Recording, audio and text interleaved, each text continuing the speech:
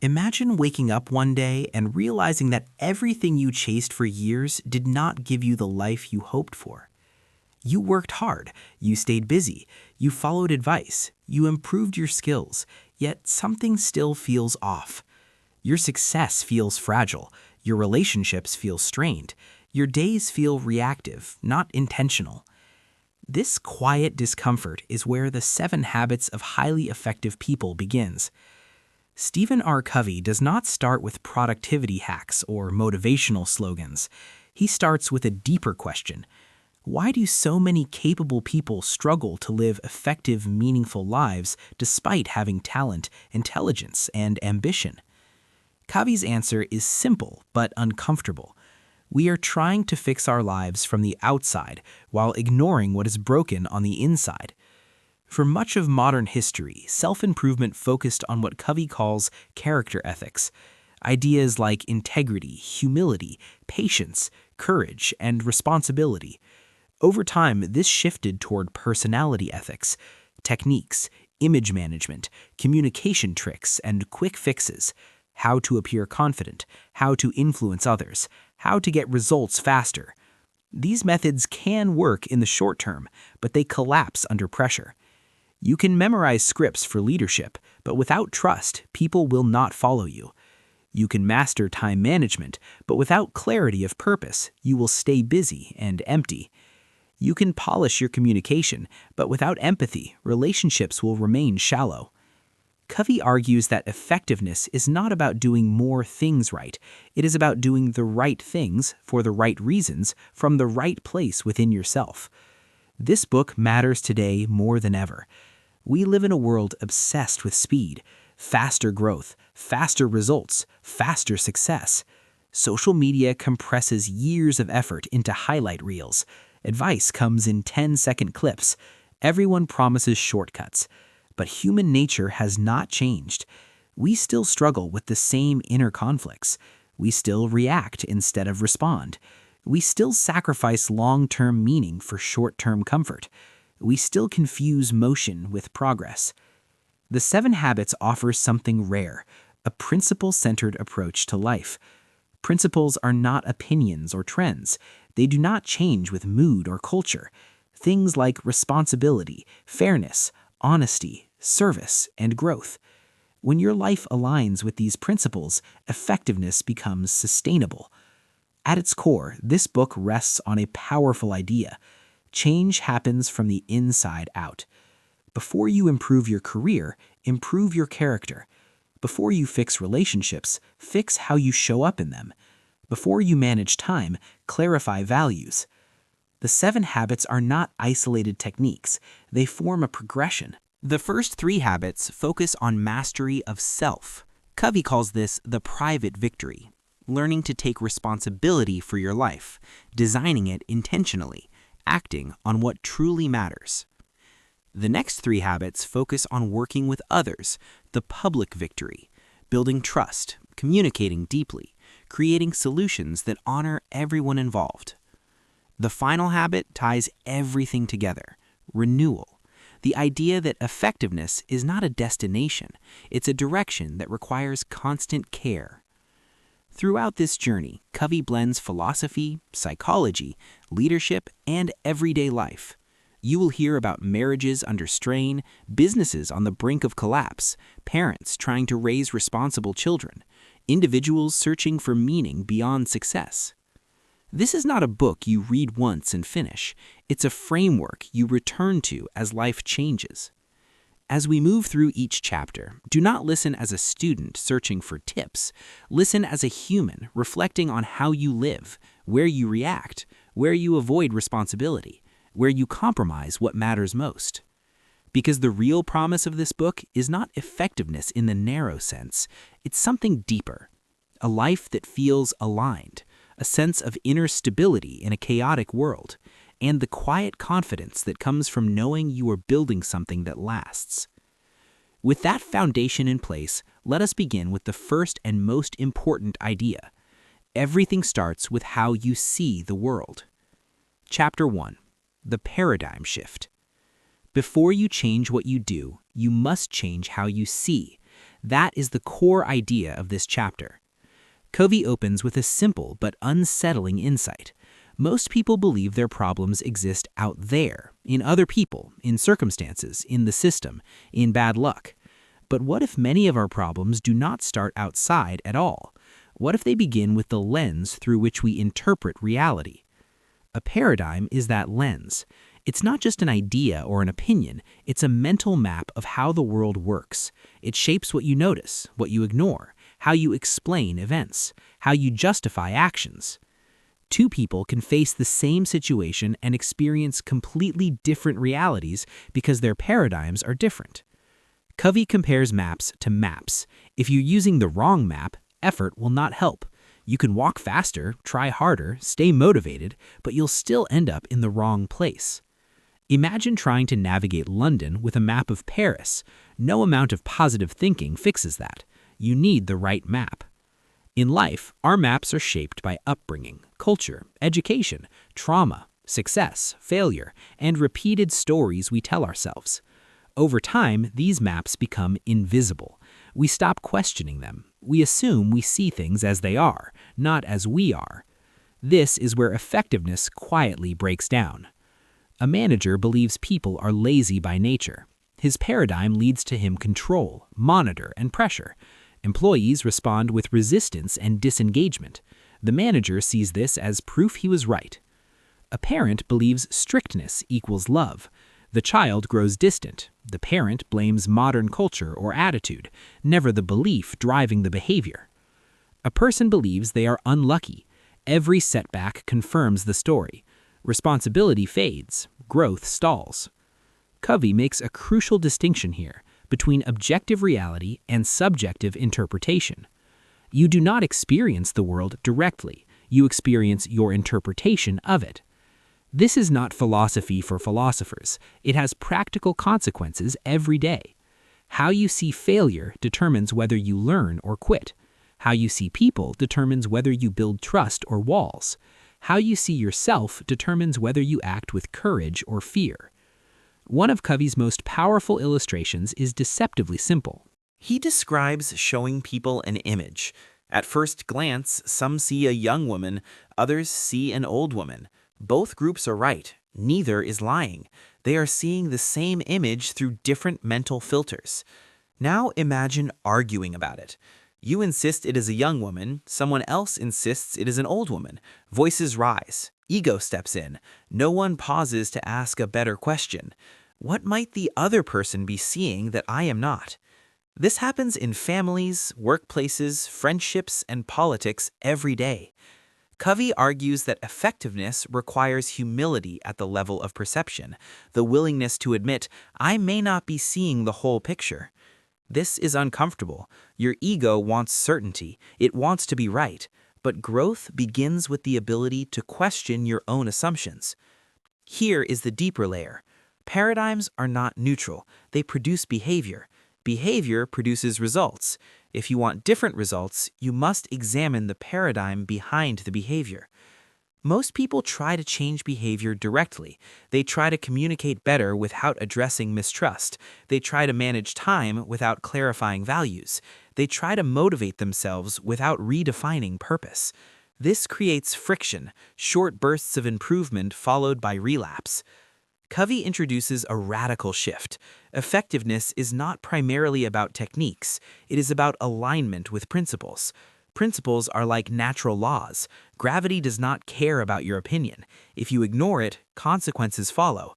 The same is true for principles like honesty, responsibility, fairness, and respect. When your paradigm aligns with these principles, behavior becomes more natural. You stop forcing change and start embodying it. This is why Covey insists on an inside-out approach. You do not fix relationships by changing others. You fix them by changing how you see and show up. You do not build trust by demanding it. You build it by becoming trustworthy. You do not gain influence by controlling outcomes. You gain it by aligning with principles people respect. This chapter quietly challenges a dangerous habit: blame. Blame feels safe. It protects identity. It avoids discomfort. But it also locks you into powerlessness. If the problem is always out there, then change is always out of your control. Paradigm shifts restore power. When you shift from blame to responsibility, options appear. When you shift from scarcity to abundance, collaboration replaces competition. When you shift from fear to growth, effort becomes meaningful. Covey does not promise instant clarity. Paradigm shifts are gradual, sometimes painful.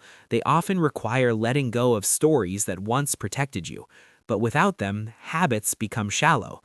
This chapter sets the foundation for everything that follows. The 7 habits are not behaviors you paste onto your life. They emerge from deeper ways of seeing. Before you ask, "What should I do?" Covey invites a harder question. How am I seeing this situation right now?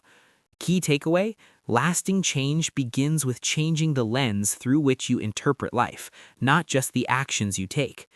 In the next chapter, Covey takes this insight and applies it to personal responsibility.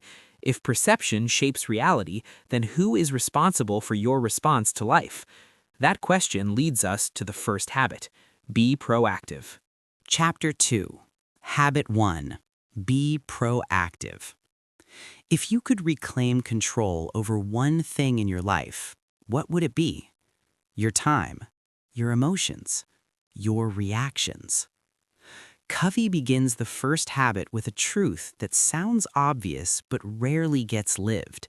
You are responsible for your life. Not your parents, not your boss, not the economy, not your past. You. Most people resist this idea at first. It feels heavy. It feels unfair. But Covey reframes responsibility in a liberating way. Responsibility is not blame. It is power. To be proactive means you choose your response, no matter the circumstance. This does not mean you control everything that happens. It means you control how you respond to what happens. Between stimulus and response, there is a space. In that space lies your freedom. This idea comes from Viktor Frankl, a psychiatrist who survived Nazi concentration camps. He observed that even in the most brutal conditions, people still had one freedom left: the freedom to choose their attitude. Covey builds habit 1 around this space. Reactive people live as if the space does not exist. They blame circumstances. They blame moods. They blame other people. If my boss were better, I would be motivated. If my parents were supportive, I would be confident. If the system were fair, I would succeed. Reactive language gives them away. That makes me so angry. I cannot do anything about it. That is just how I am. This language quietly hands over control. Proactive people speak differently. I choose how I respond. I can influence this. I will take responsibility. This shift may seem small. It is not. Language reflects belief. Belief shapes behavior.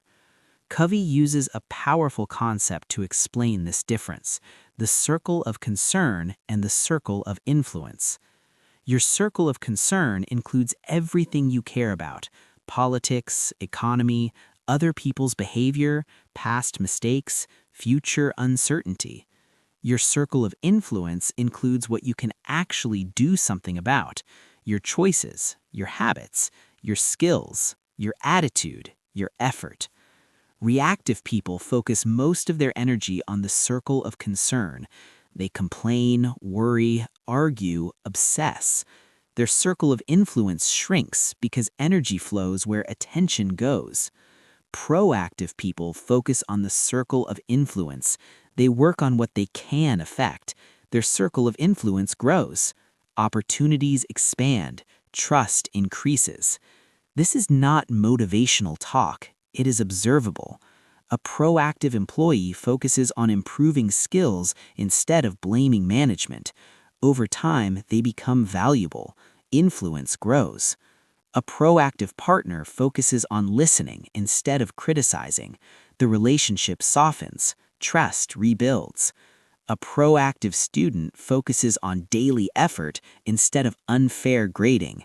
Competence compounds. Covey makes something very clear here. Proactivity is not about being aggressive or dominant. It's about alignment with values, not emotions. Reactive people let feelings dictate actions. Proactive people let values guide responses. You may feel angry, but you choose whether to speak with respect. You may feel afraid, but you choose whether to act with integrity. You may feel discouraged, but you choose whether to keep going. This does not mean suppressing emotion. It means not being ruled by it. One of the most practical applications of this habit shows up in relationships. Reactive behavior escalates conflict. You interrupt me, so I raise my voice. You criticize me, so I shut down. You ignore me, so I withdraw effort. This creates cycles.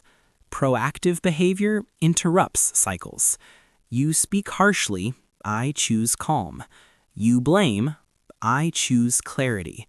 You withdraw, I choose consistency. This is difficult. It requires emotional maturity, but it changes dynamics. Covey also addresses a subtle misunderstanding. Being proactive does not mean accepting abuse or injustice. It means choosing the most effective response. Sometimes the proactive response is setting boundaries. Sometimes it is leaving a harmful situation. Sometimes it is speaking firmly and clearly. The key is that the response comes from principle, not impulse. Another powerful idea in this chapter is the concept of commitment. Reactive people make promises based on mood. I will try. I hope. I will see how it goes. Proactive people make commitments based on values. I will do this. I take responsibility. I choose this path. When you commit from values, follow-through becomes easier. Your identity supports the action. Covey emphasizes that habit 1 is not about perfection. Everyone reacts sometimes. The habit is about awareness and correction. When you notice yourself blaming, pause. When you notice yourself feeling powerless, ask what you can influence. When you notice yourself reacting emotionally, reconnect with values. Small moments matter. This is where character is built. This habit also reshapes how you see failure. Reactive mindset says, this happened to me. Proactive mindset says, what can I learn from this? One creates resentment, the other creates growth. Over time, proactivity builds something deeper than success. It builds self-trust. When you know you can choose your response, fear loses its grip. You stop waiting for permission. You stop outsourcing your life. You may still face limits. You may still face loss. You may still face unfairness, but you are no longer trapped inside them. Covey places this habit first for a reason. Without responsibility, the other habits collapse. You cannot design your life if you believe life designs you. You cannot prioritize if you believe you have no choice. You cannot build trust if you see yourself as a victim. Habit 1 restores agency. Key takeaway: you are not defined by what happens to you, but by how you choose to respond to it. In the next chapter, Covey takes this responsibility and asks a deeper question. If you are choosing your response, what are you actually building your life toward? That leads us to Habit 2, begin with the end in mind. Chapter 3, Habit 2, begin with the end in mind. If your life were a story, how would you want it to end? Not the dramatic details, the meaning, the legacy, the values people would remember when you are no longer in the room. Covey begins this chapter with a quiet but confronting exercise. Imagine attending your own funeral. You sit silently as 4 people speak: a family member, a close friend, a colleague, a community member. Each describes who you were and how you lived. What would you want them to say? This exercise is uncomfortable because it exposes a gap. The gap between how we live day to day and what we claim matters most. Habit 2 is about closing that gap. To begin with the end in mind means to live with a clear picture of where you are going, so your actions today move you in that direction. It is about designing your life before circumstances design it for you. Most people do the opposite. They drift into careers. They inherit values without questioning them. They react to demands instead of acting from purpose. Then, one day, they pause and wonder how they ended up here. Covey argues that everything in life is created twice, first in the mind, then in reality. A building exists as a blueprint before it exists as concrete and steel. If the blueprint is flawed, construction problems multiply. The same principle applies to your life. Your habits, schedules, and goals are the second creation. Your values, beliefs, and vision are the first. If you do not consciously design the first creation, you will live someone else's script, culture, family expectations, social pressure, fear. This is why clarity of purpose is not abstract. It is practical. Without a clear end in mind, decisions become reactive. You choose what feels urgent, popular, or safe. With a clear end in mind, decisions become aligned. You choose what serves your long-term values. Covey introduces one of the most important tools in the book, the personal mission statement. This is not a slogan. It is a personal constitution, a written expression of who you want to be, what you stand for, and what you aim to contribute. A mission statement answers questions most people avoid. What principles will guide my decisions? What kind of person do I choose to become? What roles matter most in my life? Notice the word choose. This is habit 1 carried forward. Responsibility now meets direction. Many people set goals without setting principles. Goals can change, principles should not. You might fail to reach a goal this year. That's normal. But if your actions align with principles like honesty, responsibility, and growth, you remain effective even in failure. Covey contrasts two centers people often build their lives around. Some center their lives on work. Success brings pride. Failure brings collapse. Some center their lives on relationships. Approval becomes survival.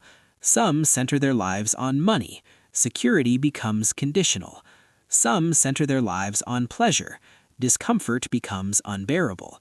The problem is not ambition or enjoyment. The problem is fragility. When your center is external, your stability depends on things you cannot control. Covey proposes a different center, principle-centered living. When principles are the core, identity stabilizes, decisions simplify, self-respect grows. You still work hard, you still care about people, you still enjoy success, but these things no longer define your worth. This chapter also reveals a subtle psychological truth. Most inner conflict comes from misalignment. You say family matters most, but work consumes your attention. You say health matters, but habits say otherwise. You say integrity matters, but convenience wins. This creates guilt, stress, and confusion. Habit 2 reduces this friction by forcing alignment between values and action. When your end is clear, trade-offs become easier. Saying no becomes an act of integrity, not deprivation. Covey gives a powerful example through leadership. A leader without a clear mission reacts to crises all day. A leader with a mission uses crises as filters. Does this matter? Does this align? Does this serve the end we are building toward? The same applies to personal life. When values are unclear, everything feels important. When values are clear, priorities emerge. This habit also reshapes how you think about success. Success without meaning feels empty. Meaning without direction feels scattered. Habit 2 integrates both.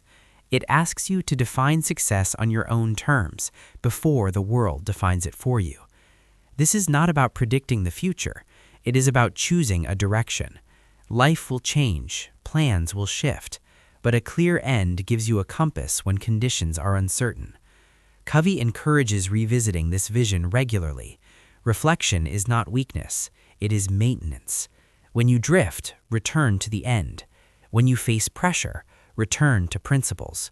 When you feel lost, return to purpose. Over time, something powerful happens. Your identity becomes proactive. You stop asking, "What do people expect from me?" You start asking, "What do I expect from myself?" Habit 2 builds the framework for leadership, even if you never hold a title. Leadership begins with self-leadership. Key takeaway: when you define your values and vision first, your daily choices gain clarity, direction, and meaning. In the next chapter, Covey turns vision into action.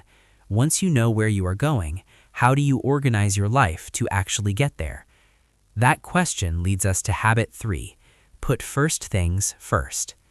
Chapter 4, Habit 3, put first things first. Knowing what matters is not enough. You must act on it. This is where many people fail. They have values, they have goals, they have good intentions, but their days tell a different story. Habit 3 is about execution. It is about turning vision into behavior. It is where discipline meets purpose. Covey calls this habit the personal management habit. If Habit 1 gives you control and Habit 2 gives you direction, Habit 3 gives you structure. It answers a simple but difficult question. Are you living your priorities, or are your priorities living you? Most people believe their problem is time, not enough hours, too many demands, endless interruptions.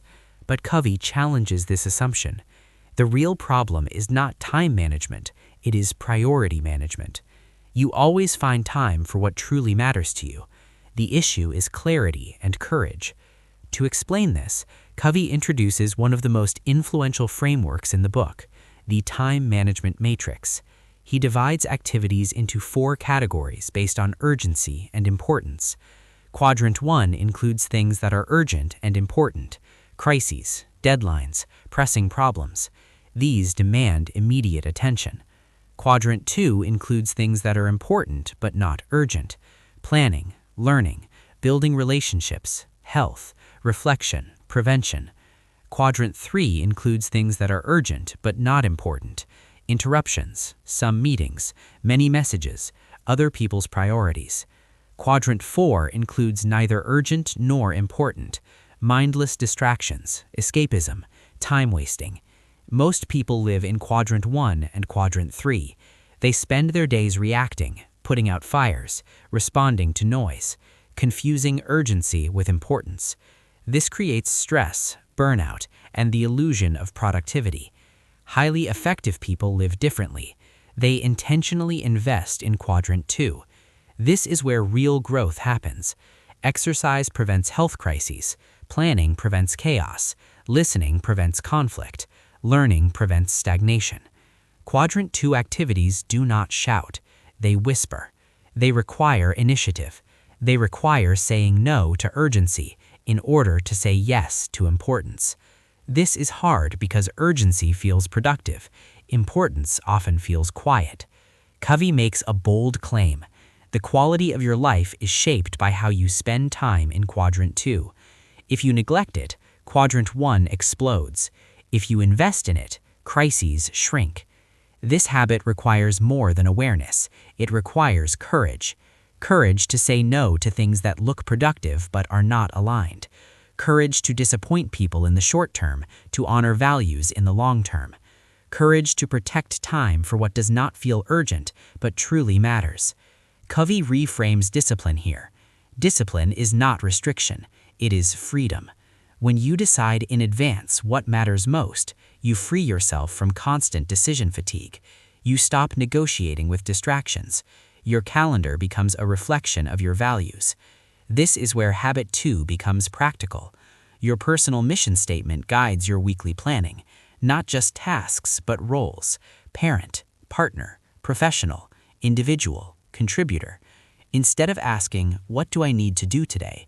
you ask, "What matters most this week in each role?" This shift changes everything. You plan from the inside out. You schedule priorities instead of prioritizing schedules. Covey criticizes traditional time management systems for focusing only on efficiency. doing more things faster. Habit 3 focuses on effectiveness, doing fewer things that matter more. This does not mean ignoring responsibility. It means placing responsibility in context. A phone call may be urgent, but does it align with your values? A meeting may be scheduled, but does it serve your mission? Habit 3 teaches you to pause before reacting. This habit also exposes a deeper issue: fear. Many people stay busy to avoid facing what truly matters: deep conversations, health changes, long-term planning, creative work. These require vulnerability and commitment. Urgency provides an escape. Covey challenges you to step out of that escape. Another powerful idea in this chapter is delegation, not the kind that dumps tasks on others, but what Covey calls stewardship delegation. This means delegating outcomes, not methods, trusting people, clarifying expectations, allowing autonomy. This builds capability and frees time for Quadrant 2 work. Micromanagement keeps you trapped in urgency. Trust creates leverage. Habit 3 is not about perfection. Some days will be chaotic, crises will still happen, but over time, your default mode shifts. You respond less, you choose more. You lead your life instead of chasing it. This habit also reshapes how you define success. Success becomes alignment, not applause. Progress becomes consistency, not intensity. When your daily actions reflect your deepest values, confidence grows quietly. You no longer need constant motivation. Your structure supports your intent. Covey emphasizes that habit 3 is where integrity is tested. Integrity means your actions match your values, especially when it is inconvenient. This habit asks you daily: will you protect what matters most, or will you surrender it to urgency?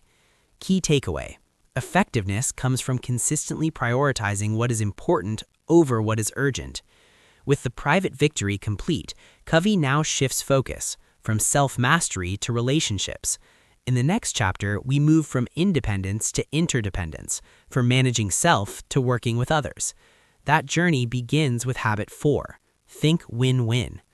Chapter 5, Habit 4, Think Win-Win. Most conflicts are not about people, they're about frames. How you frame success determines how you treat others. Habit 4 begins with a simple question: when you win, does someone else have to lose? Many people live as if the answer is yes. There is limited success, limited respect, limited recognition. This is the scarcity mindset. It assumes life is a zero-sum game. If you get more, I get less. If I win, you must lose. Scarcity thinking shapes behavior in subtle ways. People hoard information. They compete instead of collaborate. They protect status instead of building trust. Even in relationships, scarcity shows up. If you are right, I must be wrong. If you are praised, I feel threatened. If you succeed, I feel diminished. Covey argues that this mindset quietly destroys effectiveness. It may produce short-term wins, but it damages relationships, trust, and long-term results. Think Win-Win offers a different frame. It says success is not either-or. It can be mutual. Win-win is not a tactic. It is a philosophy of human interaction. It assumes there is enough for everyone, enough respect, enough opportunity, enough value to create together. This does not mean being nice or avoiding conflict. It means seeking solutions that honor both sides.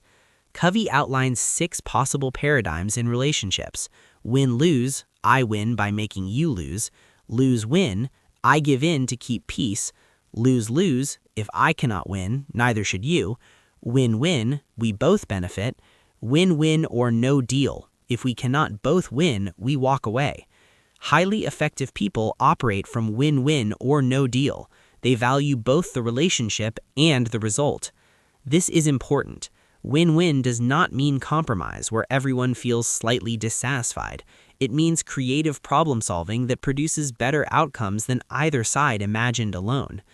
Covey introduces 3 character traits required for win-win: integrity, you stick to your values, you do not sell out for approval; maturity, you can express your needs while respecting others; and abundance mindset, you believe solutions exist beyond competition. Without integrity, win-win becomes manipulation. Without maturity, it becomes avoidance. Without abundance, it becomes impossible. One of the most powerful applications of this habit is in conflict.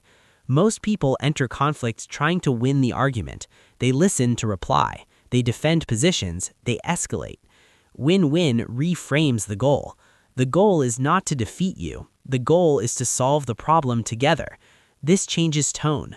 Language softens. Curiosity replaces accusation. Instead of saying, "You always do this," you say, "Here is what I need." Instead of saying, "You are wrong," you say, "Help me understand your perspective." Covey shares examples from business negotiations. Companies that pursued win-lose contracts gained short-term advantage but lost partnerships. Companies that pursued win-win built long-term loyalty and innovation. The same principle applies to personal life. A parent who demands obedience may win control but lose connection. A partner who avoids conflict may keep peace but lose respect. Win-win seeks both. This habit also challenges people-pleasing. Lose-win looks kind on the surface, but it creates resentment underneath. Over time, self-respect erodes. Trust weakens because boundaries are unclear. Win-win requires courage. You must be willing to state your needs clearly. You must also be willing to hear no. This is why Covey includes no deal. Walking away can be the most respectful option when values or goals do not align. Win-win is not about forcing agreement. It is about honoring principles. Another key idea in this chapter is emotional bank accounts. Every relationship has an account balance. Deposits come from trust, kindness, honesty, and keeping commitments. Withdrawals come from disrespect, dishonesty, and broken promises. Win-win thinking keeps the account healthy. Win-lose drains it quickly. When the balance is high, mistakes are forgiven. When it is low, even small issues feel threatening. Habit 4 invites you to think long-term. How will this decision affect trust? How will it affect future cooperation? How will it affect how people feel working with me? This habit is especially powerful in leadership. Win-win leaders do not motivate through fear. They align goals. They create shared success. They make people feel valued, not used. This does not mean avoiding accountability. It means framing accountability as shared responsibility. Think win-win also reshapes how you see competition. Competition can sharpen skills, but cooperation multiplies value. When people feel safe to share ideas, creativity expands. When people feel threatened, they hide. Covey emphasizes that win-win begins inside. If you do not believe in your own worth, you will struggle to seek mutual benefit. You will either dominate or submit. Habit 4 rests on the foundation of the private victory. Self-respect makes mutual respect possible. Key takeaway: lasting success comes from seeking solutions that honor both your needs and the needs of others. In the next chapter, Covey goes deeper into communication. If win-win defines the goal, how do you actually connect with people deeply enough to achieve it? That leads us to Habit 5. Seek first to understand, then to be understood. Chapter 6. Habit 5. Seek first to understand, then to be understood. Most people do not listen. They wait. They wait to interrupt. They wait to defend. They wait to reply. Habit 5 challenges this pattern at its root. If you want influence, start with understanding, not agreement. Understanding. Covey calls this the highest form of communication skill, empathetic listening. This is not listening to gather facts. It is listening to understand meaning and emotion, what the other person feels, what they fear, what they value. Why does this matter so much? Because people do not open up to those who do not understand them. They resist advice. They resist persuasion. They resist direction. Understanding creates psychological safety. Covey introduces the idea of psychological air. Just as the body needs oxygen, the mind needs to feel heard. When people lack this air, they become defensive, emotional, and irrational. Give someone psychological air and tension drops. Most conflicts escalate because both sides are trying to be understood first. I need to explain my side. I need to correct you. I need to prove my point. This creates a deadlock. Habit 5 flips the sequence. First understand, then be understood. This order is not polite, it is strategic. When people feel deeply understood, they become open to influence. They lower defenses. They listen back. Covey outlines common listening levels. Ignoring, you are physically present but mentally elsewhere. Pretending, you nod but do not engage. Selective listening, you hear parts that support your view. Attentive listening, you hear words but miss emotion. Empathic listening, you listen with the intent to understand. Most people rarely reach the last level. Empathic listening requires restraint. You resist the urge to fix. You resist the urge to judge. You resist the urge to compare with your own experience. Instead, you reflect back. So what you are feeling is frustration because expectations were unclear. It sounds like you feel overlooked despite your effort. This does not mean you agree. It means you understand. Understanding is not surrender. It is clarity. Covey shares an example of a father struggling with his son. The father tried logic, discipline, and lectures. Nothing worked. Only when he truly listened did he realize his son felt invisible. Behavior changed after understanding arrived. This pattern repeats everywhere. Employees labeled unmotivated often feel unheard. Partners labeled difficult often feel misunderstood. Teenagers labeled rebellious often feel dismissed. Listening does not excuse behavior, it reveals causes. Another critical idea in this chapter is diagnosis before prescription. You would not take medicine without knowing the illness, yet in communication, people prescribe solutions before understanding problems.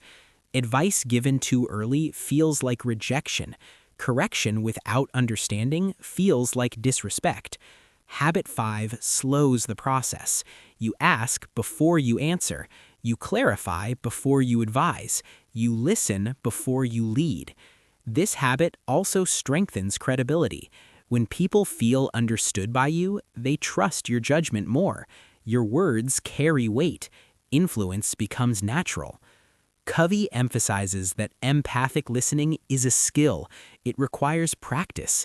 It feels awkward at first. Silence feels uncomfortable, but silence creates space. This habit transforms leadership. Leaders who listen uncover better ideas.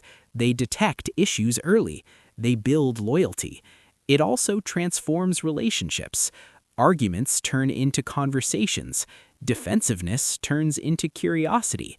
Distance turns into connection. Covey makes an important distinction here. Seek first to understand does not mean never speaking up. It means earning the right to be understood. Once you understand deeply, you can express your view clearly and respectfully. The other person is now listening too. This creates dialogue instead of debate. Habit 5 demands humility.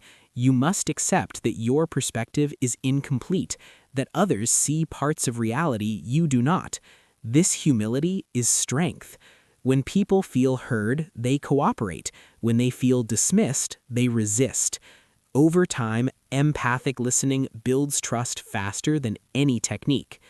Key takeaway: deep understanding creates influence, trust, and connection before words ever try to persuade. With mutual understanding in place, Covey moves to something even more powerful.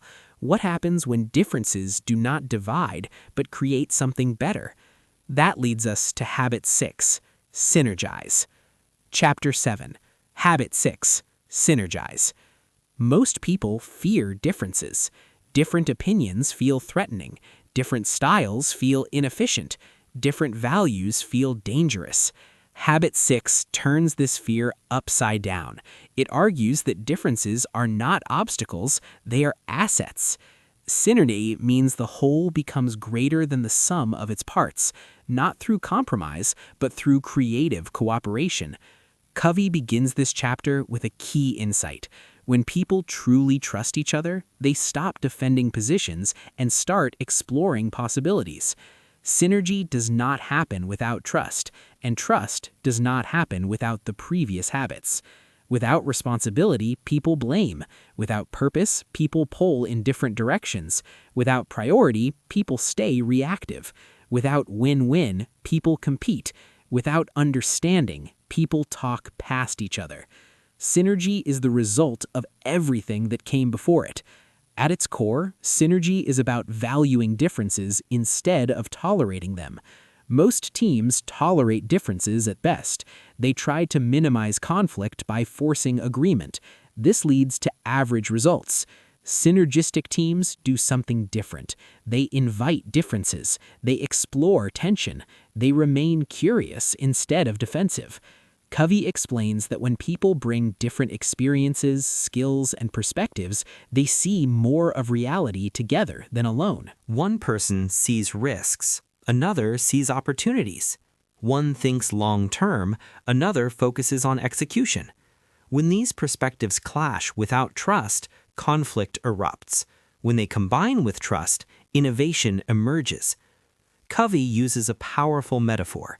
If two people have different maps of the same territory, combining maps gives a clearer picture. Arguing over which map is correct does not. Synergy requires humility. You must accept that your way is not the only way. It also requires confidence. You must be willing to contribute your perspective fully. This balance is rare. Weak ego submits. Strong ego dominates. Healthy ego collaborates. One of the biggest barriers to synergy is the need to be right. Being right feels safe, but it limits learning. Synergy requires you to risk being wrong in order to discover something better.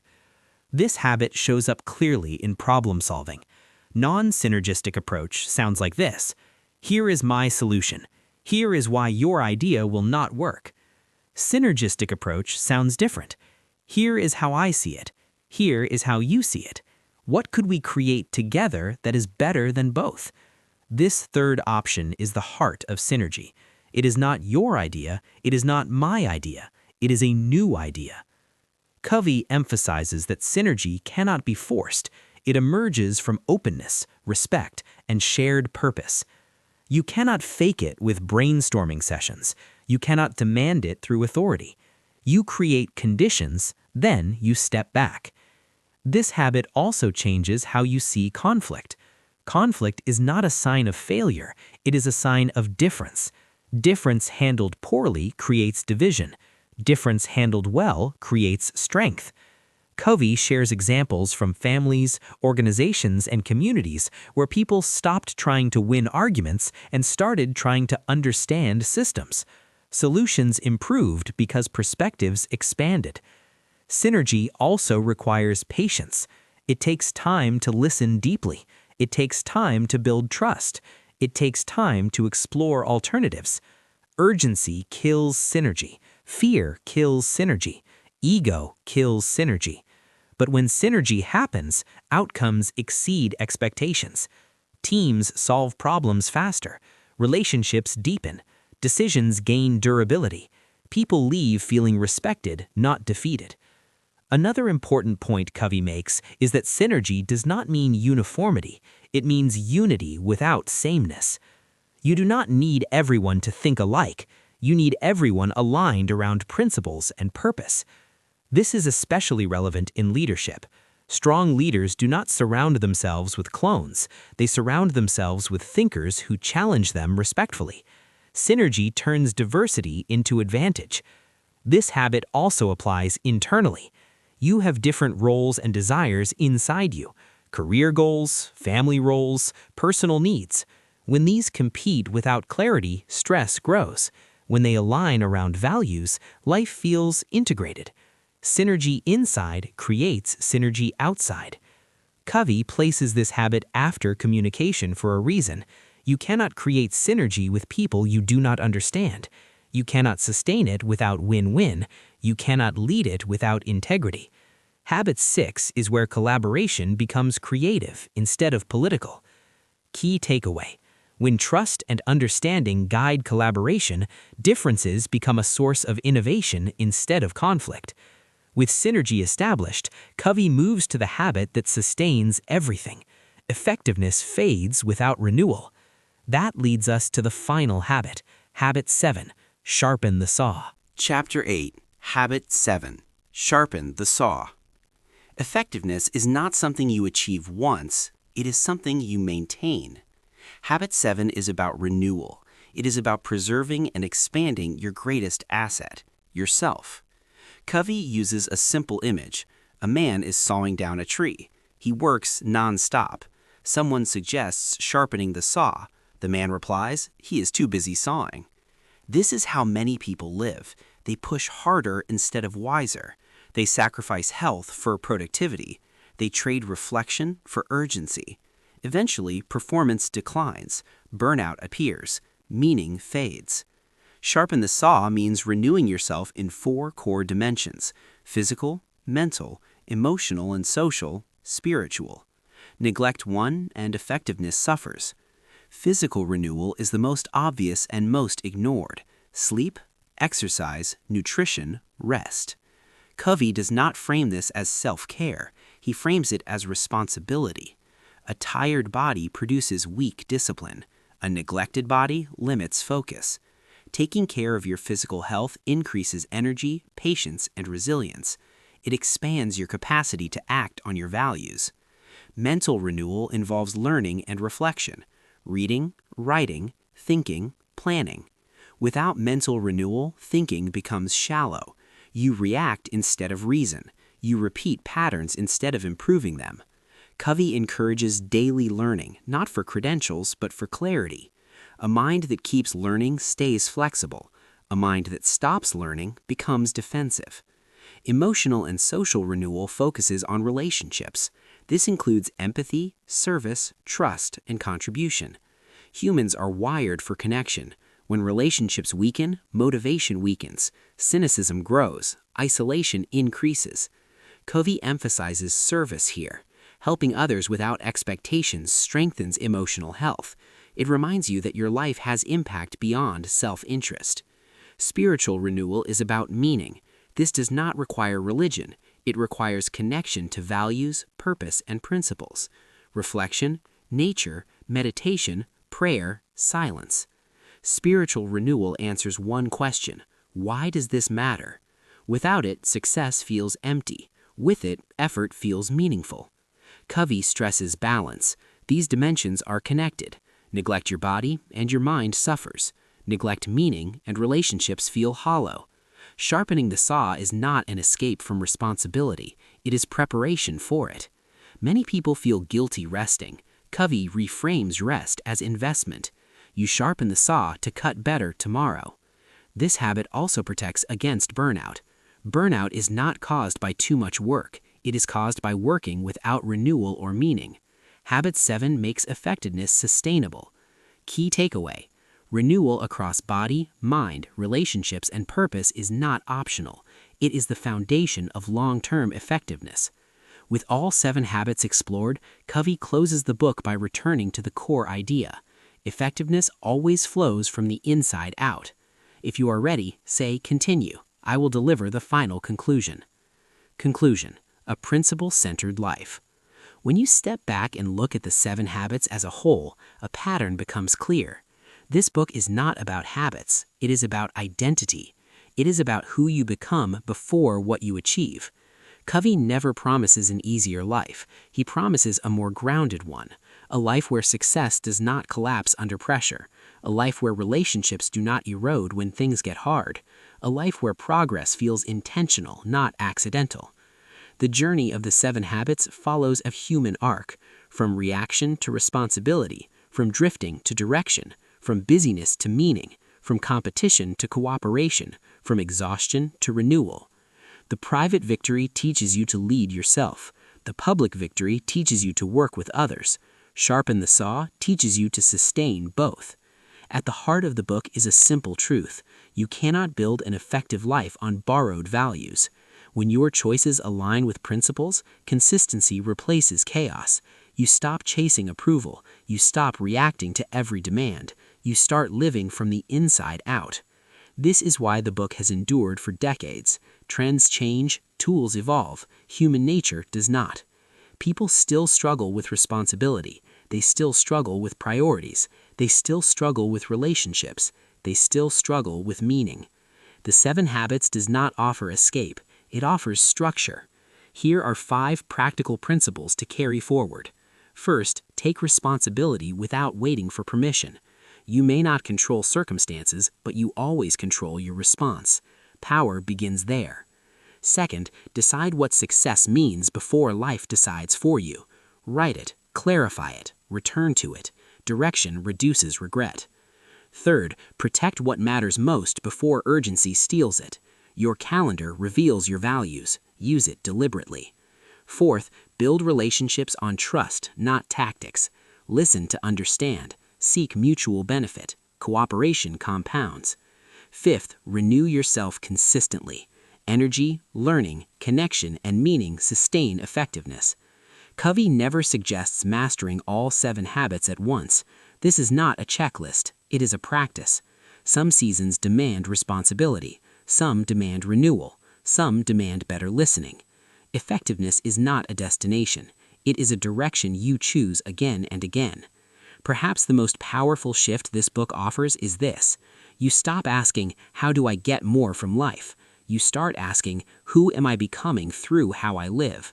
That question changes everything, because in the end, effectiveness is not measured by speed or status.